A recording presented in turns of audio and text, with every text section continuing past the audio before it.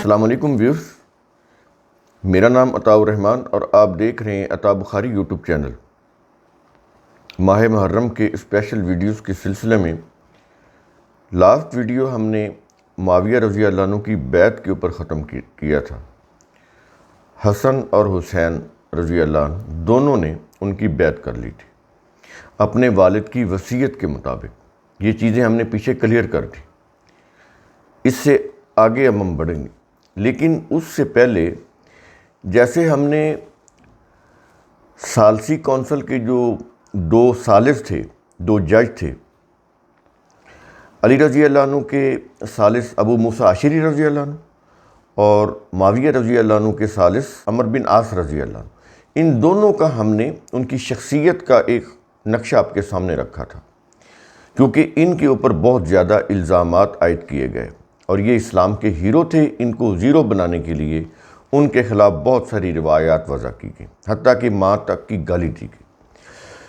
اسی طرح معاویہ رضی اللہ عنہ جو اسلام کے ہیرو ہیں، ان کو بھی زیرو بنانے کے لیے بہت ساری روایات ان کے خلاف وضع کی گئیں، لیکن اسی تاریخ کے اندر ان کی جو شخصیت ہے ان کو اجاگر کرنے والی روایات بھی بہت ساری ہیں۔ ایسا نہیں ہے کہ صرف ان کے خلاف روایات ہیں، بہت ساری روایات ایسی ہیں جو صحیح بھی ہو سکتی ہیں اور بہت بہتر روایات ہیں۔ ہم ان کی روح سے پہلے تو معاویہ رضی اللہ عنہ کی شخصیت آپ کے سامنے رکھیں گے، پھر ہی آپ کو اندازہ ہوگا نا کہ وہ کس شخصیت کے حامل انسان تھے اور ان کی سیرت اور حکومت کا طرز انداز کیا تھا۔ تو یہ چیزیں ہم اب آپ کے سامنے معاویہ رضی اللہ عنہ کی شخصیت لاتے ہیں۔ سب سے پہلے تو معاویہ رضی اللہ عنہ کا خاندانی پس منظر۔ ظاہر ہے کسی شخص کو آپ نے پہچاننا ہو یا جاننا ہو تو سب سے پہلے آپ یہ دیکھتے ہیں کہ اس کا خاندانی پس منظر ہے کیا۔ اب پہلے اس میں جانیں گے کہ معاویہ رضی اللہ عنہ کے والد ابو سفیان بن حرب یہ ابو سفیان رسول اللہ کے صحابی ہیں اور سسر بھی ہیں۔ 652 عیسوی میں ان کی وفات ہوئی۔ رسول نے ہجرت مدینہ 622 عیسوی کے بعد دوسرے سال ابو سفیان کی بیٹی ام حبیبہ، ان کا نام ہے رملہ، ام حبیبہ تو کنیت ہے، نام ہے رملہ، تو ان سے شادی کی، یعنی یہ جو معاویہ رضی اللہ عنہ کی بہن ہے۔ اس رشتہ سے ابی سفیان رضی اللہ عنہ رسول کے سسر تھے۔ ابی سفیان رضی اللہ عنہ قریش مکہ کے رئیس تھے، یہ عام انسان نہیں تھے، سردار تھے، رئیس تھے، تو رسول کے خلاف کوئی اقدام نہیں اٹھا سکتے تھے۔ اس لیے، اور اس کا ثبوت کیا ہے، فتح مکہ کے موقع پر رسول نے بیت اللہ کے علاوہ بیت ابی سفیان کو دارالامن قرار دیا تھا کہ جو بھی ہم پہ ہتھیار نہیں اٹھائے گا، وہ امن چاہتا ہے تو وہ پھر یا تو بیت اللہ میں پناہ لے لے یا پھر بیت ابی سفیان میں پناہ لے لے۔ اتنی اہمیت دی رسول نے بیت ابی سفیان کو، تو ان کے گھر کو بیت الامن قرار دیا، اور جو کوئی بھی پھر اس کے گھر میں داخل ہوا اس کو امان مل گئی، اس کے اوپر کوئی تلوار نہیں اٹھائی گئی۔ یہ حیثیت تھی بیت ابی سفیان کی۔ فتح مکہ کے موقع پر ابو سفیان رضی اللہ عنہ، ان کی بیوی ہند رضی اللہ عنہ اور ان کے بڑے بیٹے یزید رضی اللہ عنہ، ان کے چھوٹے بیٹے معاویہ رضی اللہ عنہ وغیرہ، ان سب پر مشتمل تمام خاندان باضابطہ رسول کے ہاتھ پر مشرف با اسلام ہوا۔ سبائی روایات کو ایک طرف رکھ دیں، جو تاریخ کی بیسک کتابیں ہیں وہیں سے ہم بتا رہے ہیں آپ کو، اور اپنا مال اور جان اللہ کی راہ میں قربان کرنے کا عہد کیا۔ اس مقصد کے لیے وہ اپنے پورے گھرانہ کے ساتھ اپنا آبائی وطن مکہ چھوڑ کر مدینہ آ گئے۔ رسول کے لیے آئے، ذاتی مفاد تو ان کا کوئی نہیں تھا، حویلیاں وہیں تھیں مکہ میں، رشتہ دار وہیں تھے، کاروبار وہیں پہ تھا، باغات وہیں پہ تھے، کھیت کھلیان وہیں پہ تھے۔ رسول کی ذات کے لیے وہ اپنا آبائی وطن چھوڑ کے رسول کے پاس مدینہ چلے آئے اور رسول کے پڑوس میں آباد ہو گئے۔ یہ ان کی محبت تھی، ادروائز وہ مکہ میں ہی رہتے۔ کسی کے لیے وطن چھوڑنا، اپنا گھر بار چھوڑنا بڑا مشکل ہوتا ہے، لیکن انہوں نے رسول کے لیے اپنا سب کچھ چھوڑ دیا۔ اس وقت معاویہ رضی اللہ عنہ 28 سال کے تھے، ابو سفیان کے جو بیٹے ہیں، چھوٹے بیٹے، ان کے بڑے بھائی یزید ہیں معاویہ کے، اور چھوٹے بھائی جو ہیں یہ ابو سفیان کے جو بیٹے چھوٹے ہیں وہ معاویہ رضی اللہ، تو اس وقت ان کی عمر 28 سال تھی۔ جو ان کے بڑے بھائی یزید ہیں یہ تو کبار صحابہ کرام میں شمار ہوتے ہیں۔ ابی سفیان رضی اللہ عنہ نے مسلم سپاہ میں شامل ہو کر نہایت سرگرمی اور گرم جوشی کے ساتھ جنگی معرکوں میں حصہ لیا۔ انہوں نے جنگ حنین جو 630 عیسوی میں ہوئی اس میں شرکت کی۔ اس جنگ کے مال غنیمت میں سے رسول نے 120 اوقیہ، یہ 120 اوقیہ بنتا ہے 24 کلو گرام، تو 24 کلو گرام چاندی اور 300 اونٹ ان کی تالیف قلب کے لیے، یعنی ابو سفیان کی تالیف قلب کے لیے ان کو دیے۔ اس سے آپ اندازہ لگائیں کہ رسول کے دل میں اپنے جو سسر تھے اور مکہ کے جو رئیس تھے ابو سفیان، ان کا اسلام لانا اور ان کے ساتھ کس قدر محبت کا رشتہ تھا کہ ان کو اس قدر یہ چیزیں ان کو تالیف قلب کے لیے دیں۔ تالیف قلب یہ اصطلاح ہے، وہ ان کو دی جاتی تھی جن کو اسلام کی طرف راغب رکھنا مقصود ہو، اور اگر وہ اسلام کی طرف آئیں تو ان کو جو مسائل مشکلات پیش آئیں تو ان کی ہیلپ کے لیے دیا جائے، یہ تھی تالیف قلب۔ جنگ طائف 630 عیسوی میں بھی وہ رسول کے ساتھ تھے۔ جنگ طائف، اس جنگ میں لڑتے ہوئے دشمن کے تیروں کی بوچھاڑ سے ان کی ایک آنکھ بھی ضائع ہو گئی تھی ابو سفیان رضی اللہ عنہ۔ اس کے باوجود وہ لڑتے رہے، میدان جنگ سے باہر نہیں آئے۔ اس جنگ میں انہوں نے طائف کا بت خانہ بھی توڑ دیا تھا ابو سفیان۔ مدینہ سے 1365 کلومیٹر دور یمن کی سرحد کے قریب نجران کے سرحدی علاقہ میں رومن اقتدار کا مکمل خاتمہ نہ ہونے کی بنا پر رسول کو وہاں پر ایک نہایت مخلص اور عسکری و انتظامی امور کے ماہر کی ضرورت تھی، جو مخلص بھی ہو، ورنہ تو کیسر روم ان کو اپنی طرف اٹریکٹ کرتا تو بازی پلٹ دیتا، مدینہ کی اینٹ سے اینٹ بجا دیتا۔ یہ اتنا بڑا اہم عہدہ تھا اور اتنا سینسٹیو تھا، تو وہاں پر رسول کو ضرورت تھی نجران کے والی کی۔ سرحد پار کیسر روم، ہرکل اور مسیح افواج کی مسلم دشمنی کی وجہ سے یہ بڑا ہی حساس علاقہ تھا۔ رسول نے ابو سفیان پر اپنے مکمل اعتماد کے باعث ان کو نجران کا والی مقرر کیا، وہاں کا حاکم مقرر کیا۔ اندازہ لگائیں کہ رسول کے دل میں ان کا کس قدر احترام بھی تھا اور ان کی ذات کے اوپر کس قدر اعتماد بھی تھا، ورنہ تو بہت بڑا نقصان پہنچ سکتا تھا مدینہ کو۔ عہد عمر میں رومن بیزنٹائن امپائر کی شدید جارحیت کے خلاف شام کے محاذ جنگ پر ابو سفیان نے اپنے تمام گھرانہ کے ساتھ مسلم فوج میں شامل ہو کر جنگوں میں بھرپور حصہ لیا۔ یہ رومن بیزنٹائن کے خلاف، رومیوں کے خلاف جو جنگیں ہوئیں بڑی شدید تھیں، بڑی ہولناک تھیں، تو ان کے اندر بھرپور حصہ لیا۔ ان میں سب سے زیادہ ہولناک اور خونریز جنگ یرموک تھی جو 636 عیسوی میں لڑی گئی، جس میں رومن افواج بہت بڑی تعداد میں اور بڑی تیاری کے ساتھ سامنے آئی تھی مقابلے میں۔ اس لیے عمر رضی اللہ عنہ نے اعلان کرایا کہ خواتین بھی اس جنگ میں شامل ہوں۔ یہ اتنی ہولناک جنگ تھی۔ یہ پہلی دفعہ ہوا اسلامی تاریخ کے اندر کہ عمر رضی اللہ تعالیٰ عنہ نے خواتین کو بھی شرکت کی دعوت دی، اس سے پہلے نہیں کبھی دی تھی۔ اس سے آپ جنگ کی ہولناکی کا اندازہ لگا سکتے۔ چنانچہ ابی سفیان رضی اللہ عنہ اپنی بیوی اور اپنے بیٹوں کے ساتھ اس جنگ میں شریک ہوئے اور جانثاری سے لڑتے لڑتے ان کی دوسری آنکھ بھی ضائع ہو گئی، اور ان کی وفات ہوئی ہے 652 عیسوی میں مدینہ میں۔ یہاں تک تو ہوگی ابو سفیان کی بات جو امیر معاویہ کے والد تھے۔ اب آپ خدمات دیکھتے جائیں۔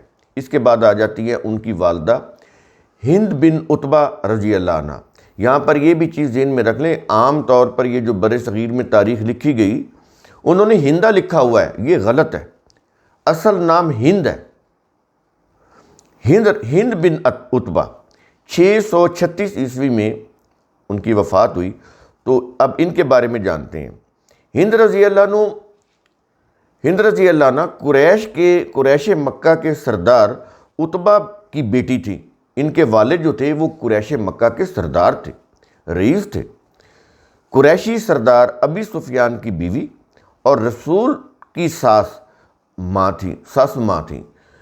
یعنی ان کی ساس تھیں رسول کی، ان میں وہ تمام اعلیٰ صفات موجود تھیں جو کسی معزز عرب خاتون کا امتیاز ہو سکتی تھی، اور یہ تاریخ کی کتابوں میں لکھا ہوا ہے ہند بن عتبہ کے متعلق۔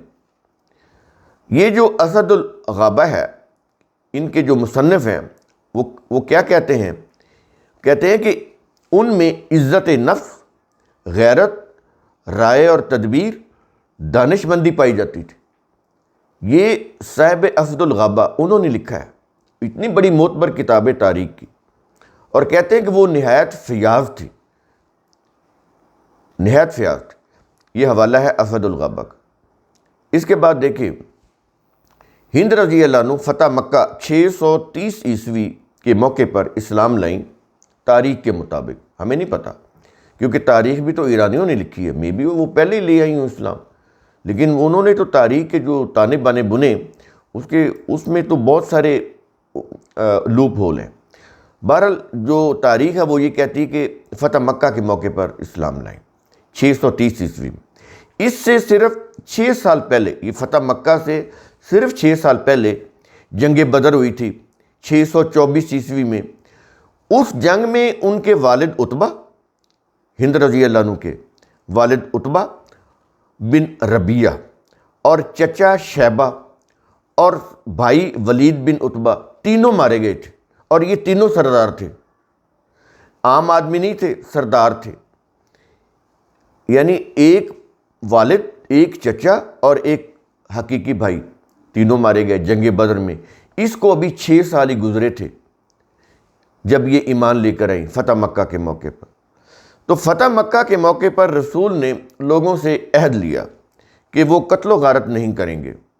تو ہند رضی اللہ عنہ نے اپنے حقیقی والد، چچا اور بھائی کی اموات کے دکھ میں شکوہ کے انداز میں کہا، کوئی دشمنی کے انداز میں نہیں کہا، رسول سے شکوہ کے انداز میں کہا کہ ہم نے تو اپنے بچوں کو پالا پوسا تھا، لیکن جب وہ بڑے ہوئے تو آپ نے ان کو مار ڈالا۔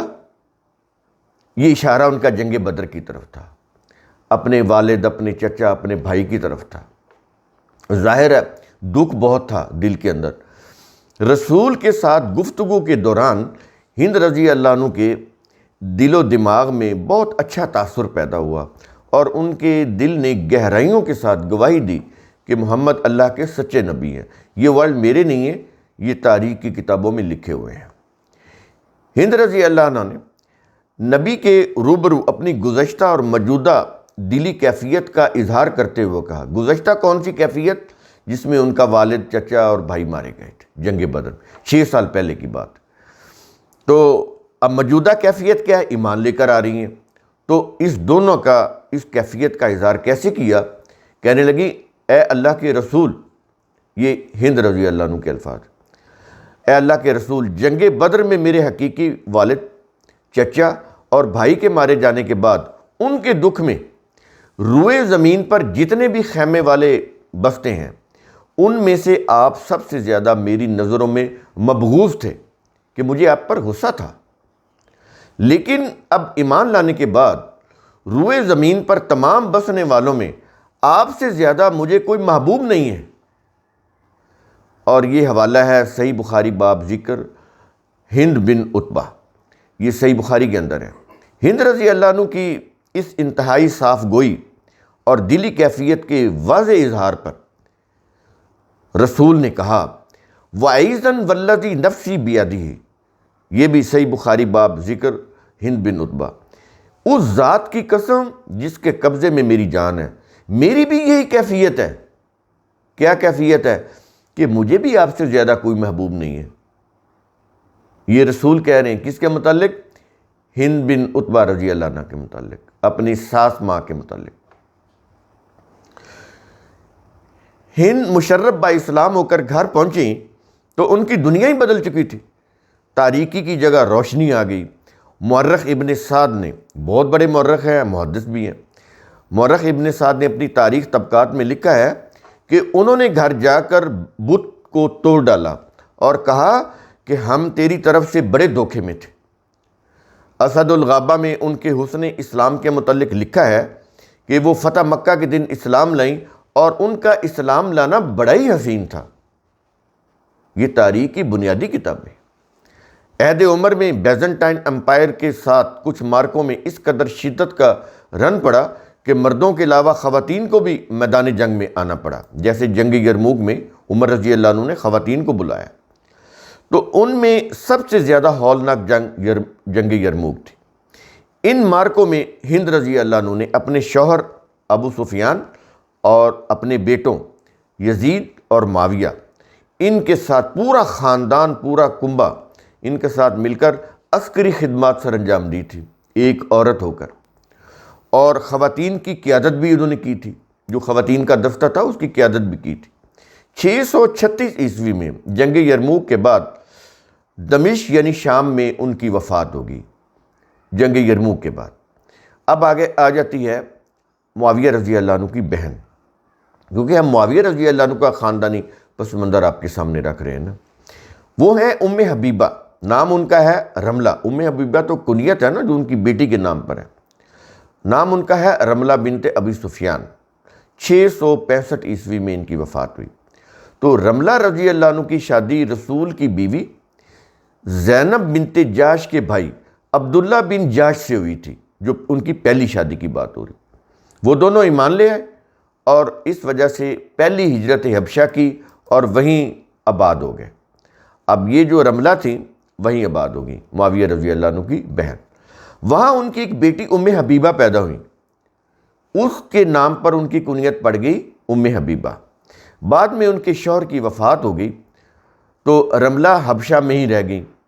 رسول نے ہجرت مدینہ 622 عیسوی کے بعد ایک سال حبشہ کے جو بادشاہ تھے نجاشی، اس کو خط لکھ کر رملہ کو شادی کا پیغام بھجوایا۔ تو رملہ کی ہاں پر رسول کی طرف سے خالد بن سعید بن العاص نکاح کے وکیل مقرر ہوئے۔ نجاشی نے 400 دینار مہر اور تحائف دیے رسول کی طرف سے اپنی طرف۔ رملہ خالد بن سعید کے ساتھ قافلہ میں حبشہ سے روانہ ہوئیں اور اپنے شوہر محمد علیہ السلام کے پاس مدینہ پہنچی۔ یہ ان کی شادی کا احوال ہم نے آپ کو بتایا۔ اس شادی کی خبر مکہ میں، ابو سفیان تو اس وقت مکہ میں تھے، مکہ میں ابو سفیان کو بھجوائی گئی۔ اس پر انہوں نے خوشی کا اظہار کیا۔ تو اس کا مطلب یہ ہوا کہ اگر رسول سے کوئی دشمنی ہوتی ہے ابو سفیان کے دل میں تو وہ اس شادی کے اوپر انہوں نے تو رضامندی کا اظہار نہیں کرنا تھا، خوشی کا اظہار پھر نہیں کرنا تھا۔ تو ان کی خوشی کا اظہار بتا رہا ہے کہ ان کے دل میں رسول کا ایک خاص مقام تھا۔ اس شادی سے رسول کے خاندان اور قریش مکہ کے سردار ابی سفیان کے درمیان مضبوط تعلق قائم ہوا، اور رسول کے ساتھ قریش مکہ کی جو مخالفت تھی اور اس کی جو شدت تھی وہ کم پڑ گئی۔ ظاہر ہے اب رسول ان کے داماد بن گئے تھے اور یہ قریش کے سردار تھے، تو دشمنی میں پھر کمی ہوئی ہے اور زیادتی ہوئی، یہ تو آپ خود اندازہ لگا سکتے۔ اس کے بعد آ جاتے ہیں معاویہ رضی اللہ عنہ کے بڑے بھائی۔ ایک تو ان کے بیٹے ہیں نا یزید، تو معاویہ رضی اللہ عنہ کے بڑے بھائی ان کا نام بھی یزید ہے۔ تو یزید بن ابو سفیان ان کا انتقال ہوا تھا 639 عیسوی میں۔ تو یزید بن ابو سفیان جو تھے ان کا شمار رسول کے ممتاز صحابہ کرام میں ہوتا ہے۔ وہ جری اور بہادر سپہ سالار تھے، مدبر اور منتظم حکمران تھے۔ رسول نے ان کی اعلیٰ صلاحیتوں کے پیش نظر ان کو تیماء کا والی مقرر کیا تھا۔ یہ تیماء کے حاکم تھے، وہاں کے حکمران تھے اور رسول کے مقرر کردہ حکمران تھے۔ 634 عیسوی میں صدیق رضی اللہ عنہ نے کیسر روم کی جارحیت کے خلاف شام کے جنگی محاذ پر جو 4 لشکر روانہ کیے تھے، تو ان میں سے ایک لشکر کا کمانڈر یزید بن ابی سفیان تھے۔ اس سے آپ اندازہ لگائیں کہ اسلامی تاریخ کے اندر یزید کا کتنا بڑا مقام ہے۔ مزید ان کی مدد کے لیے ان کے چھوٹے بھائی معاویہ کو فوجی دستہ کا افیسر مقرر کر کے ان کی طرف روانہ کیا۔ 634 عیسوی میں عہد عمر میں جب دمشق فتح ہوا تو عمر رضی اللہ عنہ نے یزید کو دمشق کا گورنر تعینات کیا، امیر معاویہ کے بڑے بھائی کو۔ 636 عیسوی میں یزید نے جنگ یرموک میں مسلم فوج کے بائیں بازو کی کمان سنبھالی۔ یہ جب جنگ ہوتی تھی نا، اس میں ایک قلب ہوتا تھا درمیان کا دستہ، ایک ہوتا تھا میمنہ، ایک ہوتا تھا میسرہ، تو یہ بائیں بازو کے ان کی کمان اس کے یہ سپہ سالار تھے، اور یہ 3 سپہ سالار بڑے اہم ہوتے تھے، ایک سینٹر والا اور 2 بازو دائیں بائیں۔ 639 عیسوی میں امواس کے تاریخی طاعون جب پھیلا تو 25,000 افراد اس کے لقمہ اجل بن گئے، ان میں موسٹلی صحابہ کرام تھے اور بڑے بڑے جلیل القدر صحابہ کرام، عبیدہ بن الجرہ، اتنے بڑے صحابی اور اتنے بڑے وہ ملٹری کمانڈر، اور اتنے زیادہ وہ یعنی زہد اور تقوی میں بھی بہت آگے تھے۔ تو اس طرح معاذ بن جبل، یہ سارے لقمہ اجل بن گئے امواس کے تاریخی طاعون میں، 25,000 لوگ ان میں یہ شامل تھے۔ تو ابو عبیدہ اور معاذ بن جبل کی اموات ہوگی اس طاعون میں۔ عمر رضی اللہ عنہ نے یزید بن ابو سفیان کو دمشق کے علاوہ شام کا گورنر بھی مقرر کر دیا، کیونکہ ان لوگوں کی ڈیتھ ہوگی تو اس کی جگہ پھر انہوں نے یزید بن ابی سفیان کو بھی وہاں کا چارج دے دیا۔ اس کے بعد آ جاتا ہے 639 عیسوی، وبا کے اثر سے یزید بن ابی سفیان کی بھی موت ہوگی، یہ بھی پھر بعد میں نہیں بچ سکے۔ ان کی جگہ عمر رضی اللہ عنہ نے ان کے چھوٹے بھائی معاویہ رضی اللہ عنہ کو ان کی اعلیٰ فوجی و تنظیمی خدمات کے باعث دمشق کا گورنر مقرر کیا۔ اب آ جاتی ہیں معاویہ رضی اللہ عنہ کی بیوی محسون رضی اللہ عنہ، اور بڑی ہی باعظمت خاتون تھیں یہ۔ محسون جو تھیں، ان کے والد کا نام تھا بہدل، محسون بن بہدل، اور ان کا قبیلہ تھا بنو کلب، یہ شام میں آباد۔ معاویہ رضی اللہ عنہ کی بیوی محسون جو کہ یزید کی والدہ، یمنی عربوں کی مشہور شاخ بنو کلب سے تھی۔ وہ قبیلہ قدیم دور سے حجاز اور شام کے سرحدی علاقہ دومت الجندل، حمص اور صحرائے شام میں آباد تھا۔ رومن امپائر کے زیر اثر دیگر شامی قبائل کی طرح بنو کلب کے اکثر افراد مسیحیت اختیار کر چکے تھے، تو یہ قبیلہ بھی مسیحیت اختیار کر چکا تھا، کیونکہ وہاں پر رومی ڈومیننٹ تھے اور وہ سارے مسیحی تھے۔ تو عبد الرحمن بن عوف کی دعوت پر بنو کلب کا ایمان لانا، اس کی اگلی ہیڈنگ میں ہم بتا رہے ہیں۔ 6 ہجری 627 عیسوی میں رسول نے دعوت اسلام کے سلسلہ میں عبد الرحمن بن عوف رضی اللہ عنہ کو کچھ صحابہ کے ساتھ بنو کلب کے مسیحی سردار اسبق بن عمر کے پاس دومت الجندل بھیجا۔ عبد الرحمن بن عوف وہاں پہنچے اور 3 روز تک وہاں قیام کیا۔ اس دوران فریقین میں سوال جواب ہوتے رہے۔ اسبق اور بنی کلب کے بہت سے افراد نے مطمئن ہونے کے بعد اسلام قبول کر لیا، تو اسبق نے اپنی بیٹی تمازر کا نکاح عبد الرحمن بن عوف سے کر دیا۔ ان کی بیٹی کا نام تھا تمازر، یہ زوات کے ساتھ۔ واپسی پر وہ اپنی بیوی کو اپنے ساتھ مدینہ لائے۔ ان سے ابو سلمہ ایک بیٹے پیدا ہوئے ان کے، یہ لکھا ہوا ہے طبقات ابن سعد کی پہلی جلد۔ بنو کلب کے دہیہ اور زید رضی اللہ عنہ کی رسول علیہ السلام سے رشتہ داریاں۔ رسول کے صحابی و سفیر، یہ رسول کے صحابی بھی تھے، سفیر بھی تھے، دہیہ بن خلیفہ، یہ بھی بنو کلب کے تھے، اس سے تعلق تھا۔ ان سے رسول کا دوہرا رشتہ تھا۔ کون سا؟ رسول کی چچا زاد بہن برا بنت عبد العزیٰ، ابو لہب کا نکاح دہیہ کلبی سے ہوا تھا۔ یہ جو عبد العزیٰ ہے نا، اس کو ہی ابو لہب بولا جاتا ہے، سمجھ آ رہی ہے یہ چیز؟ تو یہ جو ظاہر رسول کی چچا زاد بہن تھی نا، برا بنت عبد العزیٰ، تو ان کا نکاح کس سے ہوا تھا؟ دہیہ کلبی سے، جو امیر معاویہ رضی اللہ عنہ کا سسرالی خاندان تھا، وہ اس سے ان کا تعلق تھا دہیہ کا۔ تو رسول نے دہیہ کلبی کی بہن شراب بنت خلیفہ سے نکاح کیا تھا، مگر رخصتی سے قبل ان کی موت ہو گئی تھی۔ یہ کتاب المجر 93 نمبر صفحہ کے اوپر اس کا حوالہ ہے۔ رسول نے اپنی پھوپھی زاد زینب بنت جاش کا نکاح زید بن حارثہ سے کیا تھا، ان کا تعلق بھی بنو کلب سے تھا۔ اب یہ دیکھ لیں کہ امیر معاویہ کا جو سسرالی خاندان ہے ان کے ساتھ رسول کے خاندان کی کتنی قریبی اور گہری رشتہ داری ہیں۔ ان کی علیحدگی کے بعد رسول نے پھر زینب رضی اللہ عنہ سے نکاح کیا۔ بنو کلب کا عہد نبوت میں اسلام لانا اور قریشی صحابہ سے رشتہ داریاں کچھ پیچھے بیان ہوئی ہیں، کچھ آگے ہم بیان کریں۔ رسول کے صحابہ قطن بن زائر اور وائل بن حجر کا تعلق بھی بنو کلب سے تھا، امیر معاویہ کے سسرالی خاندان سے۔ وہ شام سے اپنی قبیلہ کے وفد کے ساتھ رسول سے ملنے کے لیے آتے تھے۔ بنو کلب کے اکثریت، ان کی جو اکثریت تھی بنو کلب کی، عہد نبوت میں ایمان لا چکی تھی۔ قریش اور بنو کلب کے درمیان گہری رشتہ داریوں کے سلسلے قائم ہو چکے تھے۔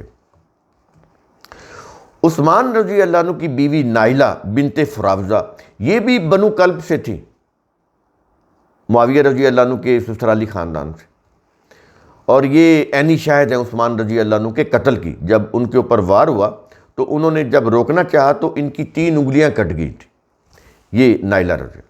تو ان کی بیوی یہ جو نائلہ بنت فراوزہ ہیں ان کا تعلق بھی بنو کلب سے تھا۔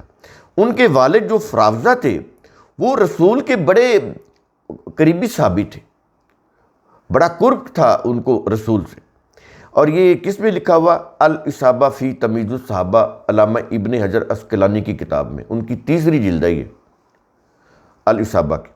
ان نائلہ کے بھائی بھی اسلام لا چکے تھے، انہوں نے ان کا نکاح عثمان رضی اللہ عنہ سے کیا تھا۔ نائلہ کا اپنی بہن کا نکاح عثمان رضی اللہ، وہ اس وقت اسلام لا چکی تھی۔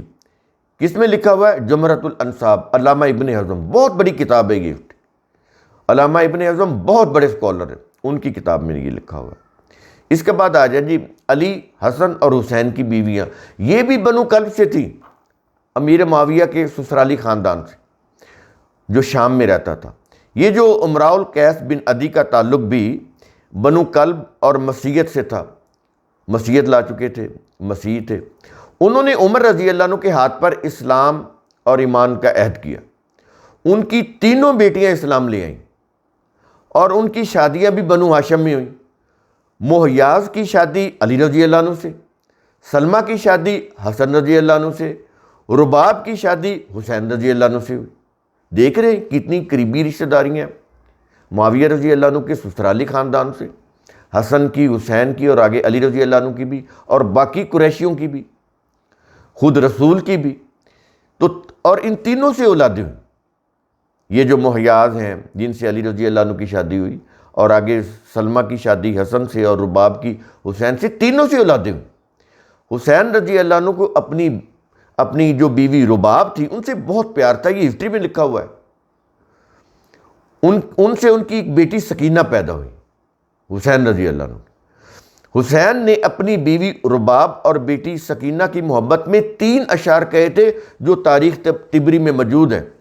آپ اٹھائیں طبری کی جلد 13، اس کے اندر وہ آپ کو اشعار مل جائیں گے جو انہوں نے اپنی بیٹی سکینہ اور اپنی بیوی رباب کے متعلق کہے تھے۔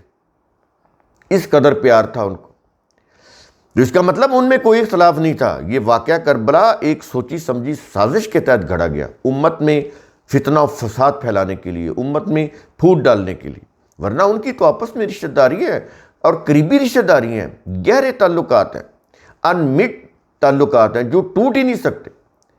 بنو کلب کے سردار کی بیٹی میسون سے معاویہ رضی اللہ عنہ کی شادی، اس کا ایک چھوٹا سا احوال۔ صدیق رضی اللہ عنہ، عمر رضی اللہ عنہ، عثمان رضی اللہ عنہ کہ ادوار حکومت میں معاویہ رضی اللہ عنہ اور ان کے تمام افراد گھرانہ شام کے محاذ میں نمایاں عسکری خدمات سر انجام دیتے رہے، پیچھے ہم نے آپ کو بتایا۔ عہد عمر میں پہلے معاویہ رضی اللہ عنہ کے بڑے بھائی یزید بن ابی سفیان دمشق کے گورنر رہے۔ 639 عیسوی میں یزید کی وفات کے بعد معاویہ رضی اللہ عنہ گورنر دمشق بنے، پیچھے ہم نے آپ کو بتایا۔ اور عہد عثمان میں اپنی عظیم فتوحات کے بعد معاویہ رضی اللہ عنہ مکمل شام کے گورنر بن گئے۔ شام بہت بڑا علاقہ تھا تو اب وہ پورے شام کے گورنر بن گئے، پہلے تو شام کے ایک حصے کے بنے تھے، اب پورے شام میں بنو کلب کے بااثر سردار بہدل کے جد اعلیٰ جناب بن حبل کے 3 بیٹے تھے. جناب یہ نام ہے جناب بن حبل کے 3 بیٹے تھے. کون سے؟ ایک ہے عدی، دوسرے ہے علیم اور تیسرے ہے زبیر. عدی ان کی نسل سے عثمان کی بیوی نائلہ تھی، یہ پہلا بیٹا. دوسرا بیٹا علیم، ان کی نسل سے علی کی بیوی مہیاز، حسین کی بیوی سلمہ، حسن کی بیوی سلمہ، حسین کی بیوی رباب تھی. اور مصعب بن زبیر رضی اللہ عنہ کی والدہ بھی اسی کلبی خاندان سے تھی، اسی بنو کلب سے تھی. اور آگے تیسرا بیٹا زبیر، ان کی نسل سے معاویہ رضی اللہ عنہ کی بیوی محسون تھی، ان سے یزید پیدا ہوئے. اب یہ سارا آپ نے فیملی بیک گراؤنڈ ذہن میں رکھنا ہے، پھر آپ نے کوئی رائے قائم کر لینی ہے. شیعوں کے، ذاکروں کے، جھوٹوں اور کذابوں کے کہنے کے اوپر نہیں. یہ جو آپ کو سالڈ ہسٹری بتا رہے ہیں اس کی روح سے. کسی کے اوپر الزام لگانا بڑا آسان ہے، لیکن حقائق جو ہے نا وہ اور ہوتے ہیں. معاویہ رضی اللہ عنہ کی بیوی والدہ، یعنی والدہ یزید جو ہے معاویہ کی بیوی، محسون کی شخصیت یہ کیا تھی؟ مورخ ابن کثیر محسون کے متعلق لکھتے ہیں کیا، اور یہ مورخ ابن کثیر کی جو البدایہ والنہایہ ہے یہ ہمارے عربی مذہبی مدارس میں پڑھائی جاتی ہے، سبکن نصاب میں شامل ہے، وہاں سے ہم حوالہ دے رہے ہیں. اور وہ محسون زیرک، محتاط، حسن و جمال، ریاست و سرداری، عقل و فراست اور دین اسلام پر عمل پیرا ہونے میں عظیم الشان تھی. کون لکھ رہا ہے؟ علامہ ابن کثیر، جن کی کتاب پڑھائی جاتی ہے مذہبی مدارس کے اندر سلیبس کے طور پر، البدایہ والنہایہ، یہ اس کی 8ویں جلد ہے، وہاں سے ہم نے حوالہ دیا. معاویہ رضی اللہ عنہ کی بیوی محسون رضی اللہ عنہ معزز، باحیا، باوقار اور قرآنی اقدار کی پابند خاتون تھی. انہی کتابوں میں لکھا. تاریخ کی ان شاندار شخصیت کے متعلق کافی کچھ لکھا گیا ہے. مورخ ابن کثیر ایک جگہ پہ لکھتے ہیں، کہتے ہیں کہ ایک دن معاویہ رضی اللہ عنہ ان کی بیوی جو محسون ہے ان کے پاس گئے. اس وقت ایک زنخہ خادم ان کے ساتھ تھا معاویہ رضی اللہ عنہ. جب وہ اندر گئے تو ساتھ وہ بھی چلا گیا. انہوں نے اس سے پردہ کیا محسون رضی اللہ عنہ اور پوچھا کہ یہ شخص کون ہے جو آپ کے ساتھ اندر آیا؟ انہوں نے جواب دیا کہ یہ تو زنخہ خادم ہے، تم اس کے سامنے آ سکتی ہو. تو محسون نے کہا کہ زنخہ ہونے سے اللہ نے جو حرام قرار دیا ہے وہ حلال تو نہیں ہو سکتا، اور انہوں نے اس سے پردہ کیا. زنخہ خادم سے بھی پردہ کیا. اتنی باحیا خاتون. اور یہ حوالہ کہاں سے ہم نے لیا ہے؟ علامہ ابن کثیر کی البدایہ والنہایہ سے، 8ویں جلد ہے. محسون رضی اللہ عنہ شام کے طاقتور قبیلہ بنو کلب کے سردار کی بیٹی تھی. معاویہ رضی اللہ عنہ جو دراصل قریش مکہ کے خاندان کے تھے اور مکہ سے آئے تھے، یہاں باہر سے آ کر شام میں آباد ہوئے تھے نا، اور یہاں کے گورنر بن گئے. اس لیے ان کی سیاست اور حکومت کے لیے مقامی طور پر یہ رشتہ نہایت استحکام کا باعث بنا. اس سے معاویہ رضی اللہ عنہ کی اور زیادہ فوٹنگ ہوگی.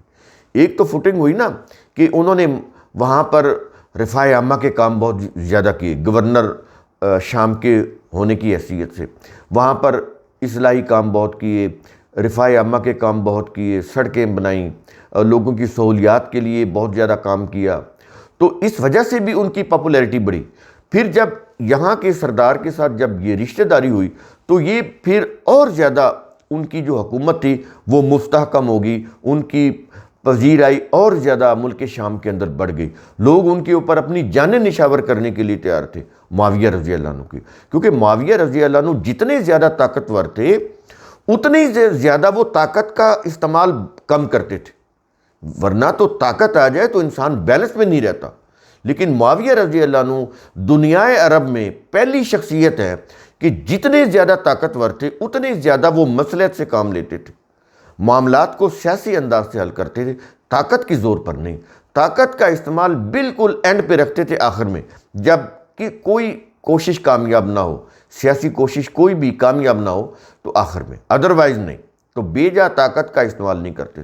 اس لیے معاویہ رضی اللہ عنہ کی وہاں پر پاپولیرٹی بہت زیادہ بڑھ گئی تھی، لوگ دل و جان سے ان کے ساتھ. معاویہ رضی اللہ عنہ کے سسرالی اور یزید کے ظاہر ننیالی خاندان بنو کلب کے ساتھ قریش کے معزز خاندانوں خاص طور پر بنو ہاشم کے گہرے اور انمٹ رشتے جڑے ہوئے تھے، جیسا کہ ہم نے آپ کو بتایا، جو ان قبائل کے درمیان کسی عداوت کی نہیں بلکہ نہایت خلوص، احترام اور محبت کی علامت تھی۔ یہ مضبوط رشتے علی رضی اللہ عنہ اور ان کی اولاد کے درمیان کسی بھی دشمنی کی واضح تردید کر رہے ہیں کہ امیر معاویہ یا امیر معاویہ کی آگے اولاد ان کے بیٹے یزید کہ وہ علی یا ان کی آگے اولاد حسن حسین کے دشمن ہوں، یہ تو سراسر اس کی تردید کر رہے ہیں، یہ تو ان کے درمیان محبت اور اخوت کو ظاہر کر رہے ہیں۔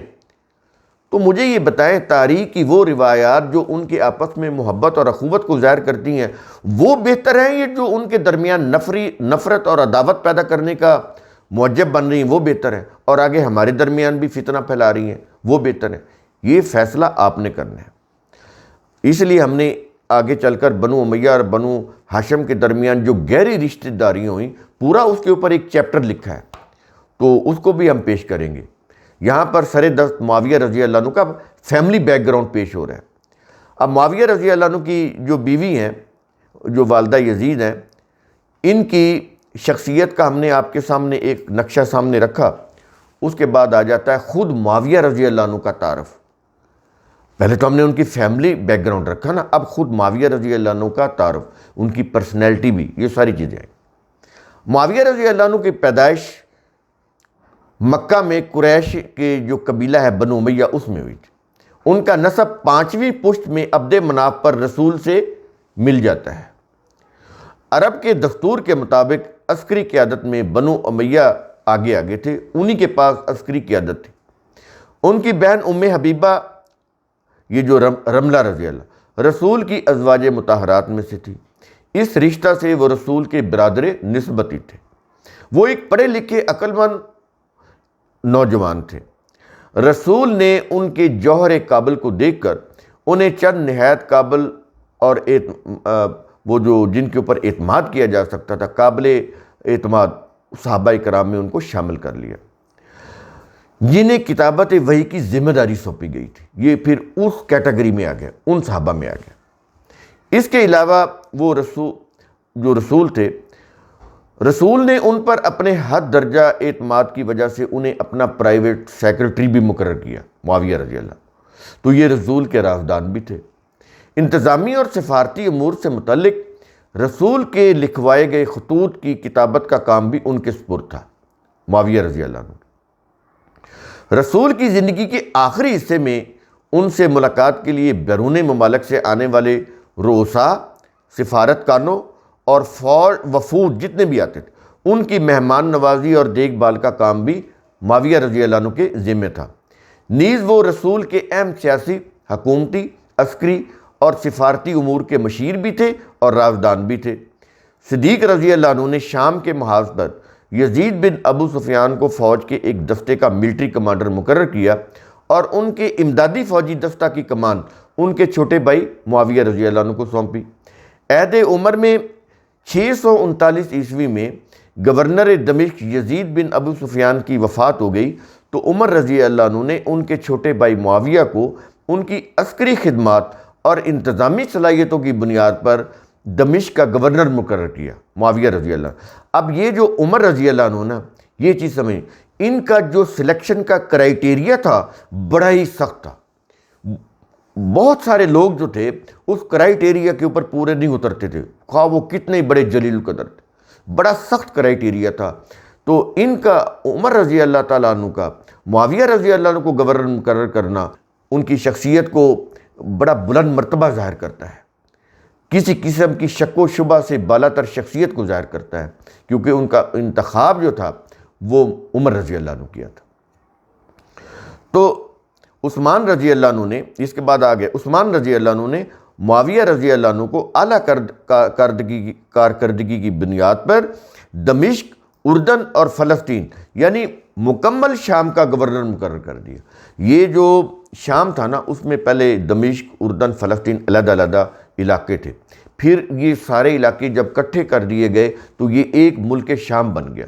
اب یہ دوبارہ پھر علیحدہ ہو چکے ہیں، فلسطین علیحدہ ہو گیا اور اردن علیحدہ ہو چکا ہے، لیکن یہ پہلے بھی علیحدہ تھے، بعد میں اکٹھے کر کے ان پورے علاقوں کے اوپر معاویہ رضی اللہ عنہ گورنر بن گئے۔ اس کے بعد معاویہ رضی اللہ عنہ نے عثمان رضی اللہ عنہ کی منظوری سے مملکت کا پہلا عظیم بحری بیڑا تیار کیا، پہلا عظیم نیول جہاز بحری بیڑا تیار کرایا۔ اس کے ذریعے جزیرہ قبرص فتح کر کے بر و بحر پر مسلم اقتدار کو انہوں نے قائم کیا۔ ان کی فتوحات کا دائرہ ایشیا، شمالی افریقہ اور یورپ کے بر اعظموں تک پھیل گیا۔ انہوں نے رومن بحری حملوں کا منہ توڑ جواب دیا اور بیزنٹائن امپائر کی جاہریت کا خاتمہ کر کے رکھ دیا۔ یہ معاویہ رضی اللہ عنہ کی شخصیت پر بات کر رہے ہیں۔ تو ان کی جو شخصیت تھی یہ مجموعہ صفات تھی، گوناگون صفات کی حامل شخصیت تھی۔ عرب کی تاریخ میں کوئی کتاب ایسی نہیں جس میں ان کی نرمی، ضبط، تحمل، بردباری کی صفات کو خراج تحسین نہ پیش کیا گیا ہو۔ ان کی ممتاز خصوصیت حلم، یعنی جس کو ٹالرنس بولتے ہیں، حلم کو تاریخی مسلمات میں شمار کیا جاتا ہے۔ تاریخی مسلمات، وہ بے جا اور بے وقت سختی کے قائل نہ تھے۔ مخالف اور اعتراض کرنے والے کی تنقید کا ہمیشہ خوش مزاجی سے جواب دیتے تھے، طیش بھی نہیں آتے تھے، غصے میں نہیں آتے تھے، طاقت کا استعمال نہیں کرتے تھے۔ کوئی تنقید بھی کرتا تھا تو خوش مزاجی سے اس کی تنقید کو سنتے تھے۔ انہوں نے اپنی سیاسی بصیرت سے مختلف عرب قبائل، خاص طور پر یمنی اور عدنانی عربوں میں ایسا توازن قائم رکھا کہ ان کی قبائلی جو عصبیتیں تھیں وہ دبی رہیں، ان کا تعصب جو تھا وہ دبا رہا، اور ساتھ ہی ان دونوں قبائلی کا عملی تعاون بھی ان کو حاصل رہا۔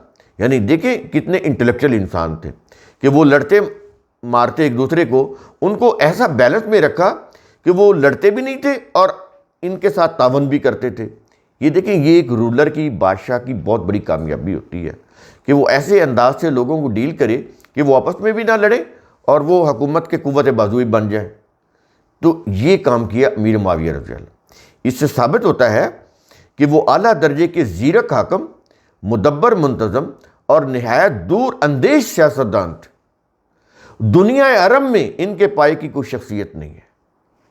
ان کی ذات میں لوگوں کو متاثر کرنے کی بے پناہ خداداد صلاحیتیں موجود تھیں۔ اعلیٰ تدبر و رائے، سیاست دانی و حکمرانی میں روسائے عرب میں کوئی بھی ان کا ہم پلہ نہیں تھا۔ یہ تاریخ کی کتابوں میں لکھا ہوا ہے، یہ ہم اپنی طرف سے تعریفیں نہیں کر رہے۔ وہ فصاحت و بلاغت میں بھی یکتا اور بہترین خطیب اور مقرر تھے۔ وہ نہایت فراخ دل تھے، فیاض تھے، ضرورت مند لوگوں کو خواہ وہ دشمن ہی کیوں نہ ہوتے ان کو نوازتے تھے۔ کمزور اور غریب ترین افراد کے حالات سے بھی باخبر رہتے تھے اور ان کی ضرورتوں کو پورا کرتے تھے۔ مسجد میں بیٹھ کر عوام کی شکایات سنتے اور وہیں بیٹھ کر ان کی تکلیفوں کو دور کرنے کا حکم بھی صادر کرتے تھے۔ دور دراز کے جو گورنرز تھے ان کو انہوں نے ہدایات جاری کر رکھی تھیں کہ وہ وہیں لوگوں کو وہیں رہنے دیں، ادھر نہ آنے دیں۔ اگر آئے تھے وہ ان کے خلاف سخت اقدامات اٹھاتے تھے کہ یہ لوگ ادھر کیوں آئے ہیں، اس کا مطلب ہے تم نے ان کو انصاف نہیں دیا، تو وہیں وہ ان کی تکالیف کو دور کرنے کا انتظام کرو۔ یہ گورنر کو، دور دراز کے جو علاقوں کے گورنر تھے ان کو انہوں نے واضح انسٹرکشن دی ہوئی تھی کہ ان کی جو بھی مصائب ہیں، پریشانیاں ہیں، وہ فوراً دور کر کے ہمیں رپورٹ کرو۔ تو بڑا سخت آرڈر تھا ان کو۔ تو اس طرح وہ عوامی شکایات کو دور کرنے کا فوری انتظام کرنے کے معاملے میں سد باب کرتے تھے۔ وہ اور ان کے جو گورنرز تھے ذمیوں کے حقوق اور معاہدوں کا بڑا خیال رکھتے تھے۔ امیر معاویہ کے سامنے اتنی یہ چیز زبردست تھی کہ کوئی شکایت آ جاتی کہ کسی ذمہ کا حقوق تلف کیا گیا ہے یا کسی معاہدے کی خلاف ورزی کی گئی ہے تو سخت ایکشن لیتے تھے۔ نہ وہ کسی معاہدے کی خلاف ورزی خود کرتے تھے، نہ اپنے کسی گورنر کو کرنے دیتے تھے۔ یہ ان کی شخصیت تھی، یہ ان کا ایک لازمی حصہ تھا۔ یہ جو پروفیسر فلپ کے ہیتی 1978 کے ہیں، ان کا بیان ہم نے اس کی تائید میں دیا ہے۔ پروفیسر فلپ کے ہیتی لبنانی امریکن تھے۔ تھے وہ لبنانی لیکن امریکہ جا کے وہ وہاں پہ بس گئے تھے۔ انہوں نے کولمبیا یونیورسٹی اور امریکن یونیورسٹی آف بیروت سے تعلیم حاصل کی۔ 1915 میں کولمبیا یونیورسٹی کی شعبہ اورینٹل اسٹڈیز میں لیکچرر مقرر ہوئے۔ 1916 میں ایک کتاب اسلامی ریاست کی ابتدا یہ انہوں نے تصنیف کی۔ انہوں نے 8 سال تک کولمبیا یونیورسٹی میں بطور پروفیسر کام کیا۔ اس کے بعد وہ امریکہ چلے گئے اور وہاں پرنسٹن یونیورسٹی اور ہارورڈ یونیورسٹی کے پروفیسر اور اسکالر رہے۔ یہ اتنی بڑی شخصیت ہے۔ تو وہ عرب، مشرق وسطیٰ یعنی مڈل ایسٹ اور اسلام کی تاریخ اور سامی زبانوں یعنی سیمیٹک لینگویج جس میں قرآن کی زبان بھی آ جاتی ہے، تو اس پر وہ اتھارٹی مانے جاتے تھے۔ اس میں ہبریو یعنی عبرانی بھی، عربی بھی آ جاتی۔ انہوں نے تاریخ عرب، ہسٹری آف دا عرب تصنیف کی جو 1937 میں شائع ہوئی اور ان کی وجہ شہرت بنی۔ اپنی شورۂ آفاق کتاب میں انہوں نے قبل از اسلام اور بعد از اسلام کے تمام عربوں کا تفصیلی ذکر کیا ہے۔ انہوں نے ایک باب خلافت لکھا، ایک چیپٹر، اس میں انہوں نے معاویہ رضی اللہ عنہ اور ان کے نظام حکومت کے متعلق لکھا۔ وہ کیا لکھا؟ وہ لکھتے ہیں کہ معاویہ ایک غیر معمولی انتظامی صلاحیت کے حامل شخص تھے۔ انہوں نے ایک بکھرے ہوئے اسلامی معاشرہ کی منظم انداز میں تشکیل نو کی۔ اسلام کی جنگی تاریخ میں ان کی فوج پہلی منظم اسلامی فوج تھی۔ اس پہلے شخص ہونے کا کریڈٹ بھی دیتے ہیں جس نے پہلی بار زمینوں کی رجسٹری اور ڈاک کے منظم نظام کی بنیاد رکھ کر پوری سلطنت کو آپس میں ملا دیا تھا۔ یہ کام کرنے والے کون تھے؟ معاویہ رضی اللہ عنہ۔ معاویہ رضی اللہ عنہ میں دیگر خلفاء کی نسبت زیادہ پختہ سیاسی سوچ موجود تھی۔ عرب سیرت نگار ان کی شخصیت کو حلم اور بردباری سے تعبیر کرتے ہیں، جس کی وجہ یہ تھی کہ ان میں امن سے مسائل حل کرنے کی غیر معمولی صلاحیت تھی، اور وہ صرف اس وقت قوت یا فوج کا استعمال کرتے تھے جب یہ ناگزیر ہو جاتا تھا۔ اس سے پہلے وہ ہر موقع پر ہر درجہ امن کے ساتھ سیاسی بنیاد کے اوپر مسائل کا حل کرنے کی کوشش کرتے تھے۔ معاویہ رضی اللہ عنہ دھیمی طبیعت سے مخالفین کو شرمندہ کر کے ہتھیار ڈالنے پر مجبور کر دیتے۔ ان کی غصے میں آہستگی اور ہر درجہ خود پر قابو پانے نے انہیں ہر مشکل گھڑی میں نکلنے میں ماہر بنا دیا تھا۔ معاویہ رضی اللہ عنہ کی خلافت میں مسلمانوں نے بیزنٹائن پر حملہ کیا، یہ جو رومیوں کی سلطنت تھی، اور قسطنطنیہ پر بھی 2 حملے کیے۔ شام کی گورنری کے دوران معاویہ رضی اللہ عنہ نے اسلام کا پہلا بحری حملہ یہ رومن بیزنٹائن کے خلاف کیا اور یوں اسلام کو پہلی بحری فتح دلائی۔ یہ معاویہ ہی تھے جنہوں نے اسلام کی پہلی بحری فوج بنائی۔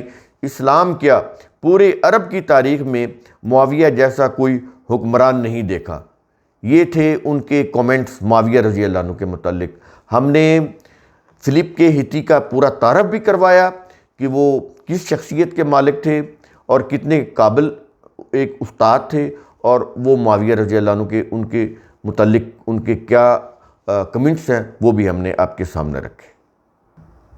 اس کے بعد آ جاتا ہے معاویہ رضی اللہ عنہ کا عہد حکومت۔ یہ 661 عیسوی میں شروع ہوا اور 680 عیسوی تک چلتا ہے۔ اب یہ دیکھ لیجیے 19-20 سال کا دور حکومت۔ 661 عیسوی میں حسن رضی اللہ عنہ اپنے خاندان کے ساتھ کوفہ چھوڑ کر مدینہ آ گئے اور معاویہ رضی اللہ عنہ کی بیعت کر لی۔ اس میں حسن کے ساتھ حسین یہ دونوں بھائی تھے، جس سے عراقی بغاوت ناکام ہو گئی۔ معاویہ رضی اللہ عنہ مسلم عرب مملکت کے فرما روا قرار پائے۔ اس سے پہلے وہ 22 سال گورنر دمشق رہے، پھر 19 سال عالم اسلام کے کامیاب ترین حکمران رہے۔ اس لحاظ سے وہ اپنی وفات تک 41 سال مسلسل دمشق پر حکمران رہے۔ کوفہ میں انتظامی تبدیلیاں 661 عیسوی۔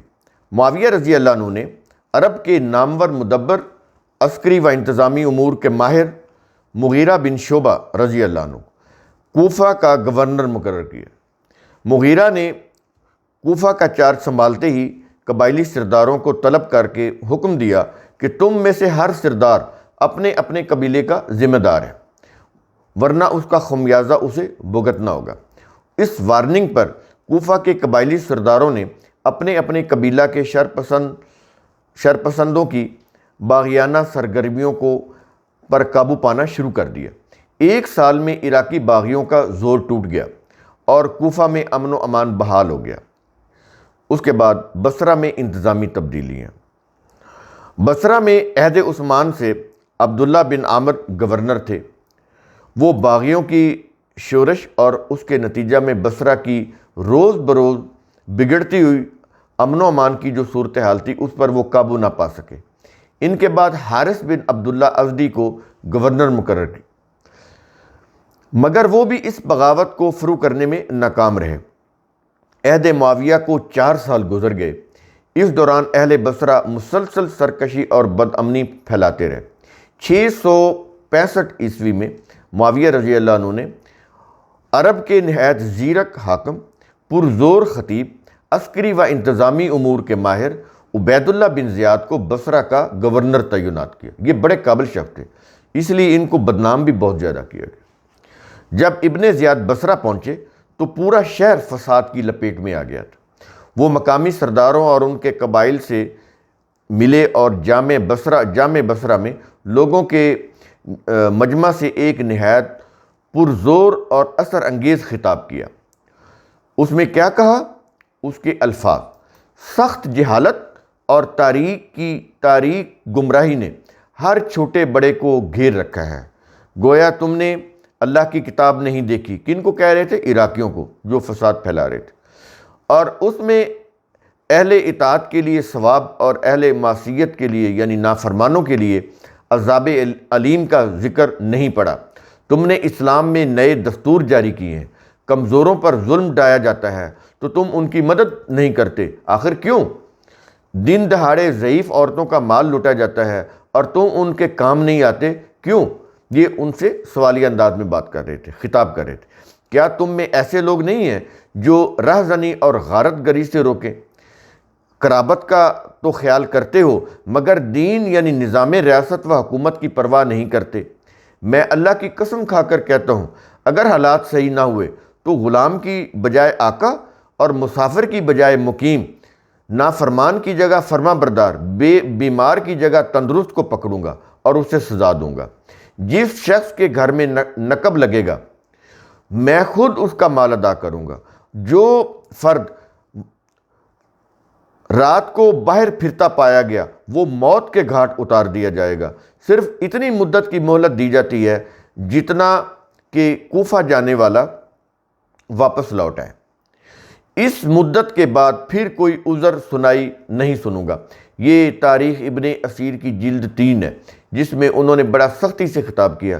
گورنر ابن زیاد نے ایک موبائل پولیس بھرتی کی جو راتوں کو گشت کرتی تھی، دن کے وقت بھی کڑی نگرانی کی جاتی تھی۔